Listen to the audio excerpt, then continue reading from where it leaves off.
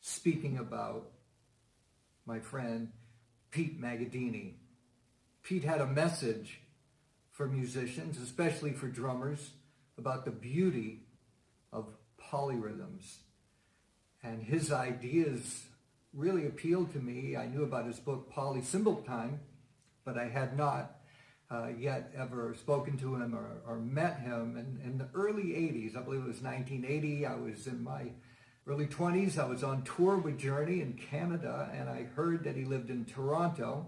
I somehow tracked him down, as I've been reminded, took a limousine to his house and had my first lesson with Pete, which was, I found quite useful, some ideas that I started to incorporate into my playing.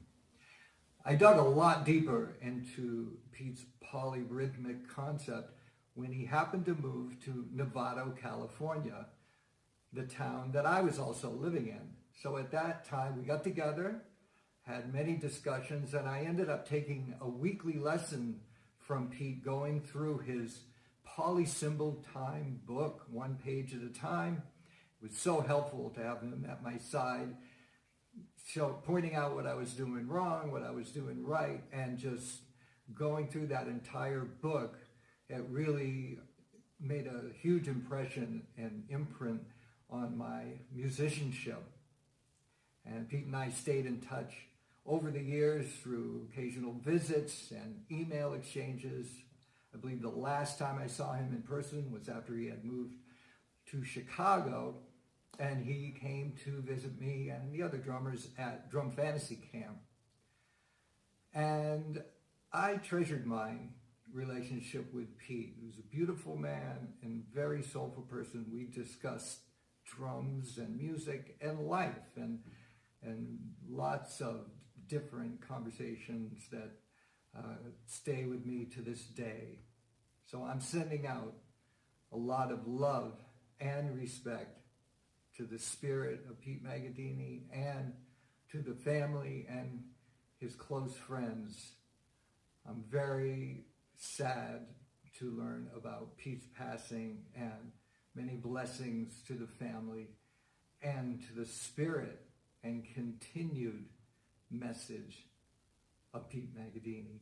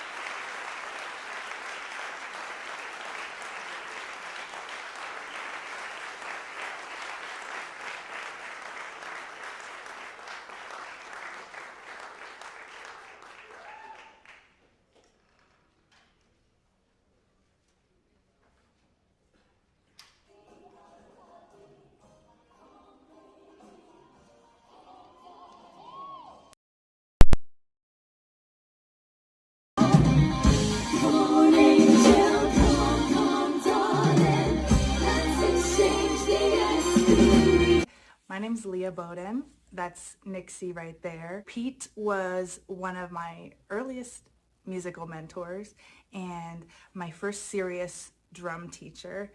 I was maybe 16 years old and totally obsessed with figuring out how to make a career out of my love for music.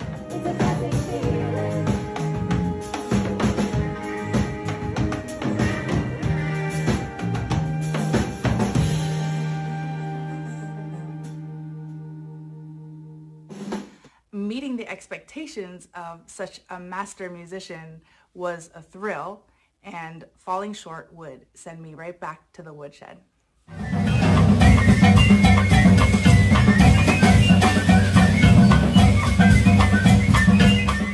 I remember him telling me toward the end of our time together that I was the real deal.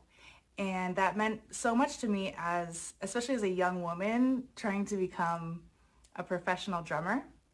Another special occasion was when Pete invited me and my then boyfriend to hear him with Susan Chen's trio at Harris's Steakhouse. We had never been to such a fancy establishment before.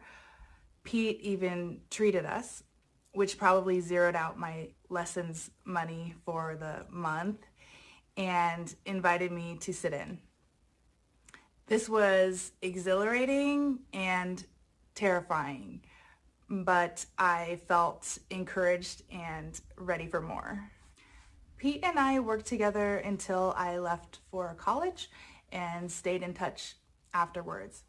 I have always felt proud to be included on his impressive roster of students, and his pride in us is obvious if you ever talked to him or followed his Facebook page. Today, I am a percussionist, drummer, and music professor.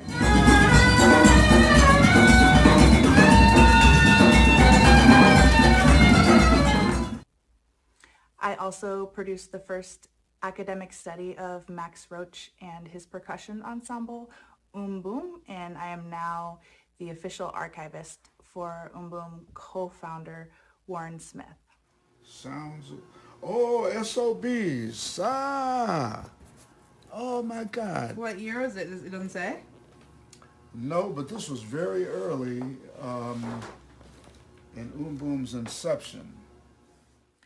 Pete has been with me throughout this journey and always will be. We love you, Pete. Thank you.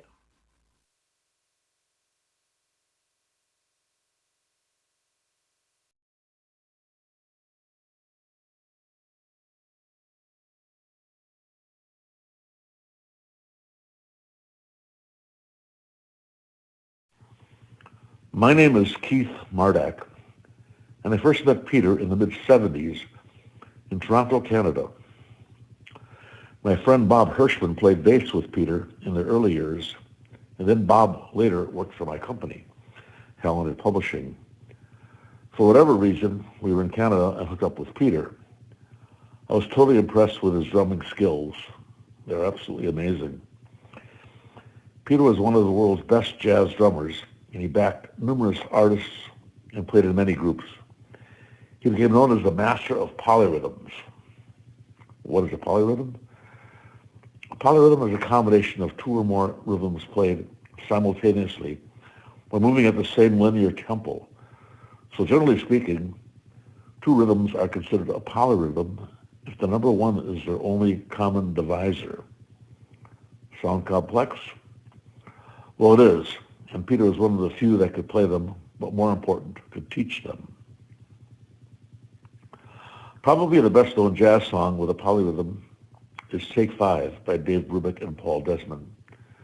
Its timing is 4/5, or 4/5. That means your left hand is going 1, 2, 3, 4, while your right hand is doing the same thing in the same measure, but playing 1, 2, 3, 4, 5. Sound complex? Well, it is. Peter was only one of the few people that could explain how to do it. He could do 5/4, but he could do 7/5 or almost any other combination possible. Imagine Peter's brain. I can't. He was a genius. My company is Helen Publishing, the largest music print publisher in the world. We published 5 books and 2 videos by Peter, and they sell very well. We received more comments than you could imagine from satisfied drummers that have used Peter's publications. If you like a keepsake of Peter's presence, you could purchase one of Peter's videos and you can have him forever. Or you can go onto YouTube, punch in Peter, and you'll be amazed at how much you can see of him. Peter was one of the nicest and most caring people I've ever met. First, it was all about how are you, your kids, family, and never about him. It would take a while to get him to talk about his personal life, but it was always easy to talk about music. And so we had this strong common bond, music. As we all do, and especially Helene and his family, we'll miss him deeply.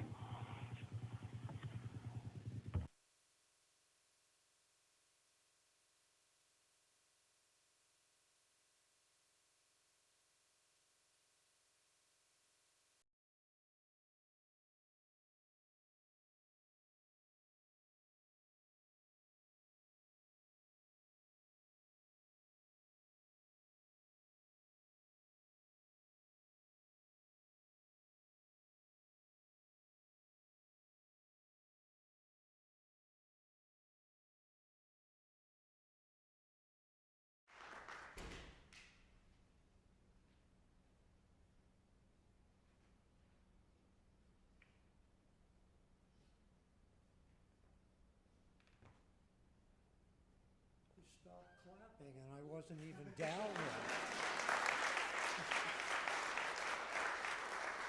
So my name is Bob Hirschman, and I first met Peter in 1962. I had been a professional musician before then in Los Angeles, and I was working a gig playing behind some comedians, and the regular drummer was not available, so he sent in a sub, and the sub told me that he was going to law school and that he was leaving the next day. And I said, oh, that sounds good. And 2 weeks later, I was in law school in San Francisco. I met Peter probably in either 62 or 63, because by that, I was a bass player. I still am a bass player.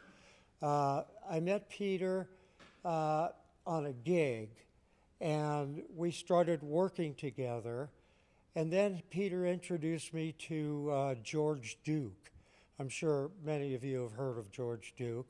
And Peter and I were part of the George Duke trio, and we played jazz around San Francisco. Now this was in the early 60s, up till 65 when I left San Francisco. And we played with George. We played at various clubs in San Francisco. Now the jazz scene in San Francisco in the early 60s was amazing. There was a club called the Jazz Workshop, and we used to go see Miles Davis at the Jazz Workshop and John Coltrane and other really fantastic jazz musicians that were developing their style in the new era of jazz music. Peter, I came back to LA, and a couple of years later, Peter came to LA with his then wife and 2 kids, and we stayed close together then, and we stayed close throughout Peter's life. And it brings tears to my eyes. I had heard that Peter was sick, and I called him, and he was fading, but we spent 2 hours on the phone, just reminiscing about our time together and about Peter's career And I would say, I would have to say that Peter's spirit is with us tonight. And the musicians tonight are just really wonderful. And the polyrhythmic pieces are a joy to behold. Thank you.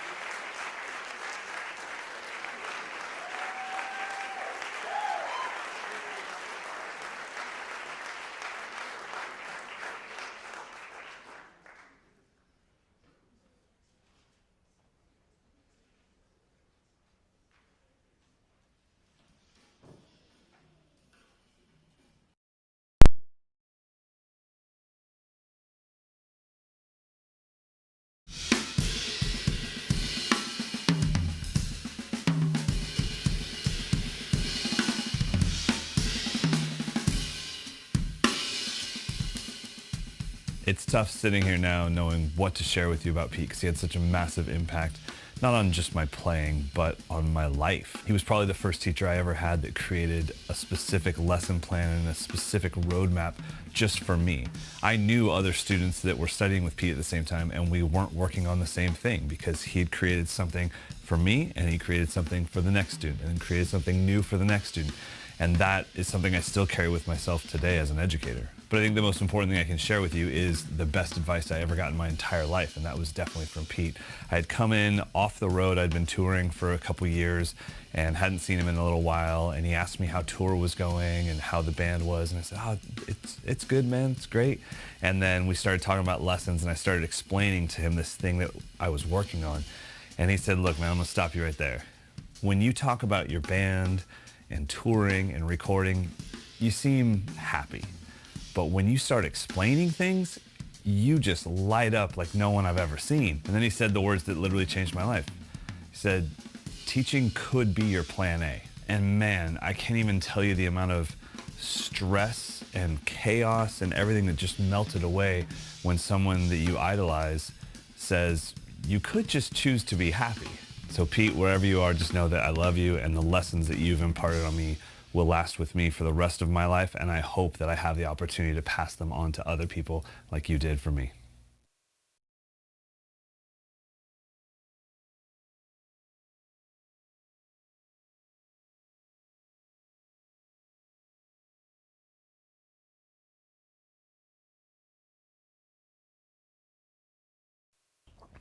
Hey, my name is Michael Shreve. I'm a drummer who's best known for being the original drummer of Santana, but I've done many things since then. I just want to share my fortune with you of my experience with Pete Magadini. I was really lucky, fortunate to be able to be with Pete. I lived in San Francisco Bay Area in the 60s and 70s, and I was fortunate enough to run into Pete, who became my drum teacher.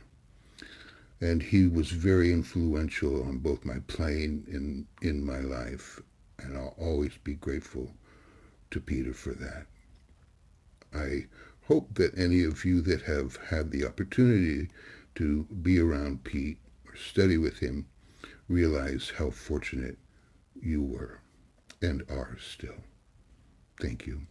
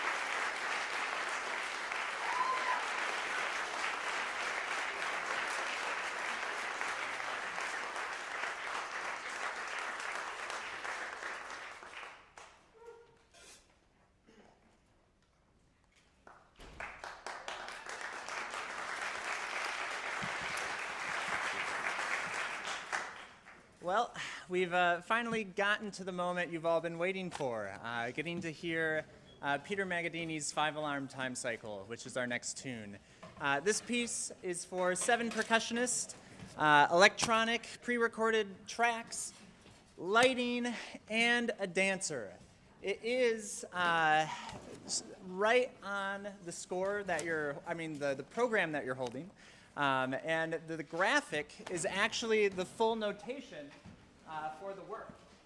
And so the score features a number of different symbols, various instructions that we interpret creatively to create the music you're about to hear. And it's been an absolute blast to get to dive into a work with graphic notation such as this. And it's also going to be just the second time that this piece has ever been played live. It was premiered at Peter Magadini's graduate master's degree recital, and to the best of my knowledge, it has not been played since. So we're really excited to bring this piece to future audiences. And just lastly, an evening like this takes a ton of support. So there's many, many people to thank. First and foremost, thank you to the students for performing. Can we give another round of applause to all the students?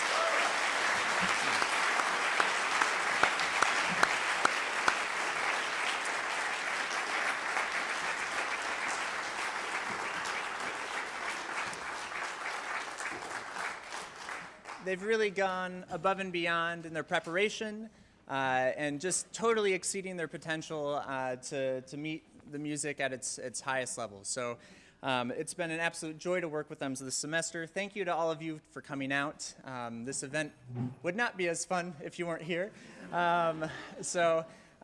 Very much thank you for your time and your support of the program and in honoring and celebrating Pete. A big thank you to our crew behind the scenes. John Franson and Wendy Skeen are both our fearless audio recording engineers and lighting specialists tonight that are going to help in a pretty big way. Been super helpful in putting on the show. Ulrich Hansen is the featured dancer that you're going to see dance as part of this piece. He's adjunct faculty at Boise State, also has his own drumming background as well. So that's been just a blast getting to collaborate with him. And then finally, a huge thanks to Peter's family, his wife Ellen and his son Gregory for really just opening up this evening to share together and letting us celebrate Pete. So again, we'll take a little bit of time to get set up and then it'll be 5-alarm time cycle. Thank you.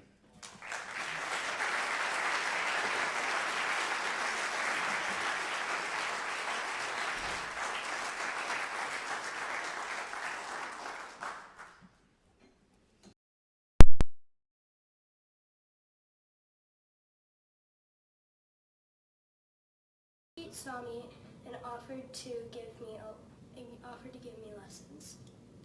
That's when I knew this was my passion. Every lesson was like a new adventure with Pete by my side. When he knew I was ready for something bigger, he got me my own drum set. Once he moved to Idaho, I had the choice to be in my school band, and I took it. Now I play in performances at school. It was like he saw it in me from the start.